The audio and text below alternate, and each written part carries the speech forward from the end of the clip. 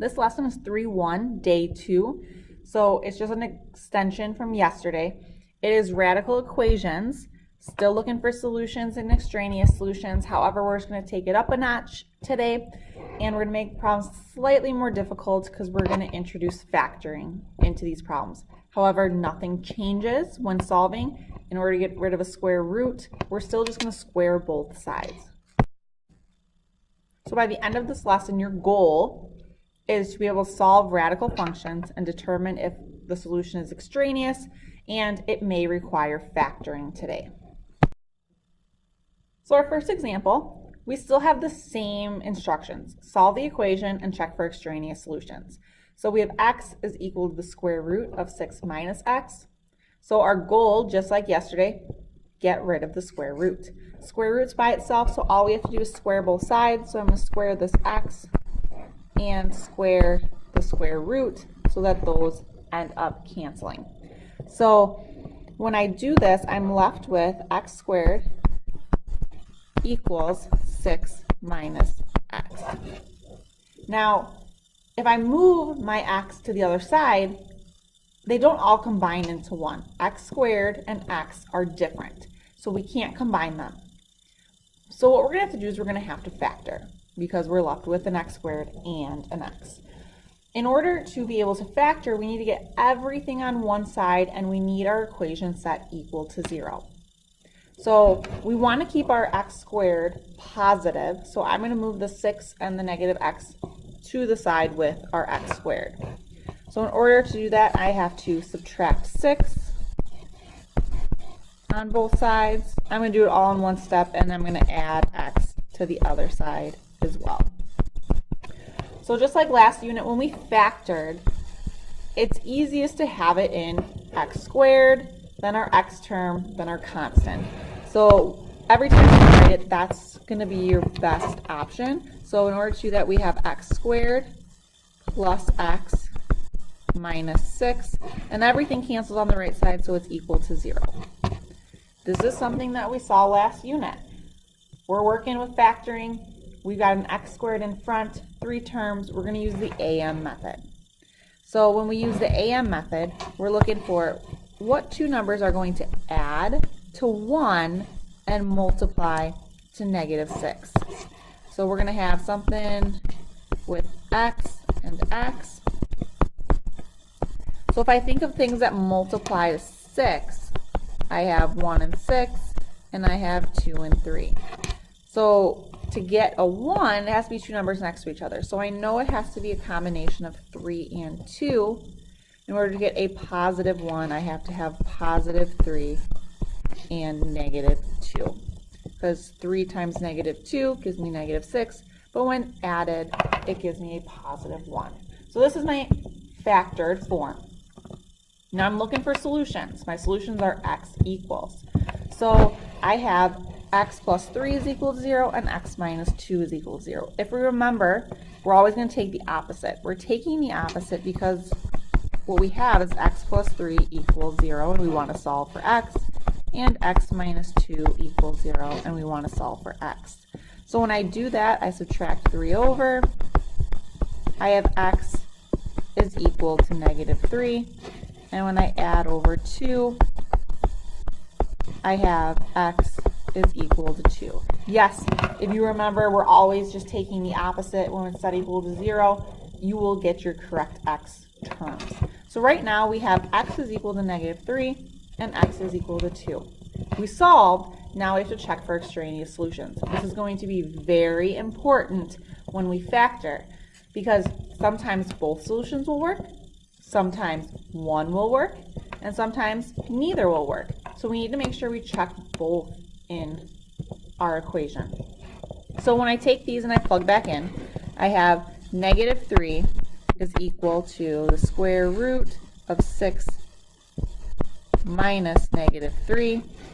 Well, I already see a square root equal to a negative, so I'm going to say this one's not going to work, because there's never going to be a negative that's going to come out of that square root. So just to be sure, I have negative 3 is equal to the square root of 9. Negative 3 does not equal 3. So this solution is not going to work. It's going to be an extraneous solution. So now we check 2. We have 2 equals the square root of 6 minus 2. So we have 2 is equal to the square root of 4. 2 does in fact equal 2. So this would be our solution, our only solution that works. X equals 2. All right, and let's take it up even further with example 2. So this is essentially the most difficult level that we're going to see with solving radical equations. So we have negative 3x plus 33 equals 5 minus x. Well, our radical's isolated on the left side, so we want to get rid of it. We're going to do that by squaring. We square one side, we have to square the entire other side. This side works out nice. That just cancels, and I'm left with negative 3x plus 33. On the right side, however, I have 5 minus x squared. This is not 5 squared minus x squared. If we think about what squaring does, if I have 3 squared, 3 squared is 3 times 3. It's the number taken twice. If I have 3 cubed, it's 3 times 3 times 3. So I'm going to take this whole expression, 5 minus x, and multiply it twice. So what I have is 5 minus x times 5 minus x. And I have to do a little bit of distributing. You may have called it foiling when you did it in Algebra 1. What we're doing is we're distributing. We're going to take 5 times 5, and then we're going to take 5 times negative x. So we distribute the first term in, and when we do that, we have 5 times 5 is 25, and 5 times negative x is negative 5x. Then I'm taking my second term, negative x times 5, and negative x times negative x, distributing the second term in, just double distributing. So when I do that, negative x times 5 is negative 5x, and negative x times negative x is a positive x squared. So that's all equal to negative 3x plus 33. I got a lot going on, so let's simplify the right side. I have negative 3x plus 33 is equal to 25 minus 10x, I can combine my x's, plus x squared.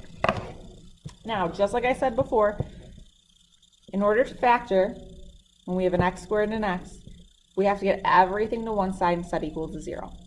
You always want your x squared positive, so I have to move everything from the left side to the right. So to do that, I'm going to add over 3x. My x's go together, and I'm going to subtract 33 from my constant. So I have 0 is equal to, I have negative 8, I have minus 7x plus x squared. Now, this is correct, but it's a lot easier when we have our x squared, x, and then our constant to be able to factor. So let's just rewrite this. We can even switch the 0 to the other side. So we have x squared minus 7x minus 8 is equal to 0. And now I just want to factor. X squared in front, 3 terms. I have the AM method. And I'm thinking, all right, what is going to multiply to 8 but add to negative 7? So things that multiply to 8, I have 1 and 8 and 2 and 4. 2 and 4, no matter how I put them, never going to get me 7. So I know it's 1 and 8. 1 has to be negative, 1 has to be positive. In order to get a negative 7, I'm going to have minus 8 and plus 1. So they're set equal to 0. So to find x, I'm just going to take the opposite. So x can be 8 or x can be negative 1. I've got 2 possible solutions. I want to see if one works both work, neither work, by taking it and plugging it back in. Remember, you can do this in your, you can write it out and then do it in your calculator, or you can do it by hand. So if we check 8, we have the square root of -3 times 8 plus 33 equals 5 minus 8. Sometimes it's easier. Don't even look at the square root. Look at the right side. I have 5 minus 8. That's going to give me a -3. No matter what I do underneath that square root, I'm never going to get a negative number out. So I already know that this is not going to work. It's going to be an extraneous solution.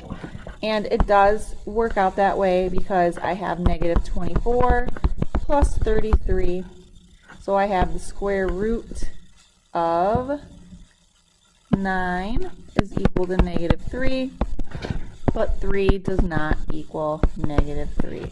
So that is an extraneous solution. Now I have to check -1. If I plug that in, I have -3 times -1 plus 33 is equal to 5 minus -1. So I have the square root of 3 plus 33 is equal to 6. Well, it's going to be the square root of 36, which is 6. So 6 equals 6. This one does work. So my solution is x is equal to -1. Make sure we always check for extraneous solutions because we cannot have a negative number underneath a radical. We will get no solution. Here's a practice problem for you to try on your own. We have solved the equation and check for extraneous solutions. Square root of 2x plus 14 equals x plus 3. So go ahead and copy this down, pause the video, work it out, and then hit play to see the answer to this problem.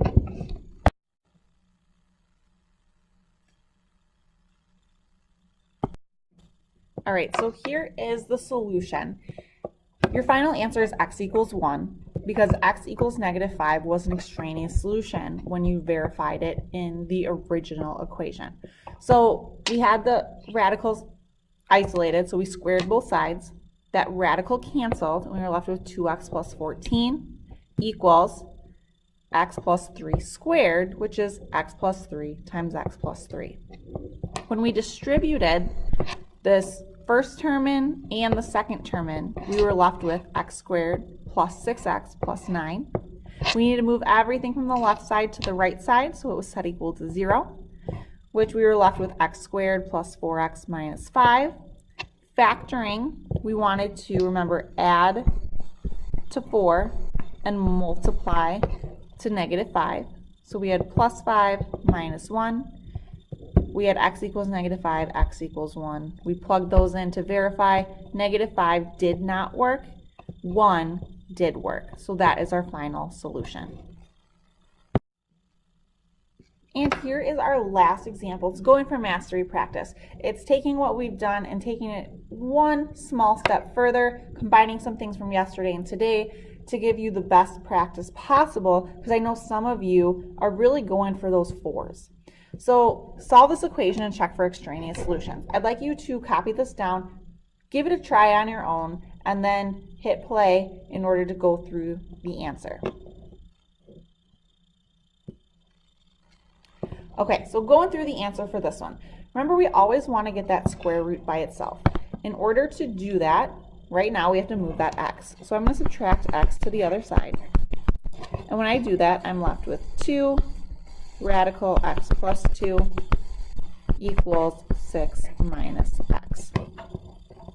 Now if I divide by 2 on the other side, it's going to leave me with a -1/2 x. That's going to make things more difficult. So let's leave the 2 there and square both sides. So when we square both sides, we did something similar to this yesterday. Remember, this square is going to cancel that square root, but it also is going to be applied to this 2 out in front. So I'm going to be left with 4 times x plus 2. Remember, we're going to have to distribute it in.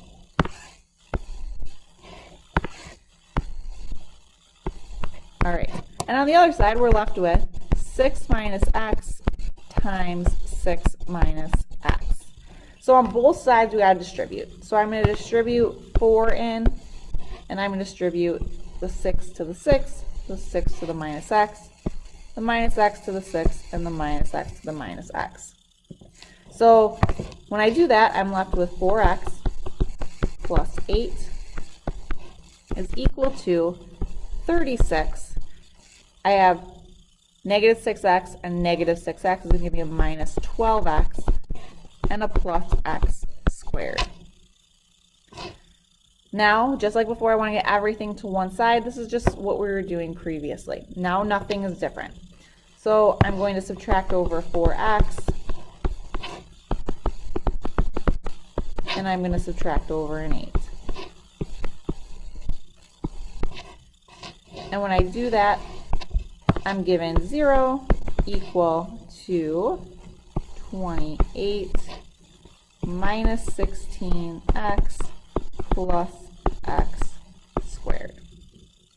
I can rewrite this so it's in order, and I would have x squared minus 16x minus 28 is equal to 0.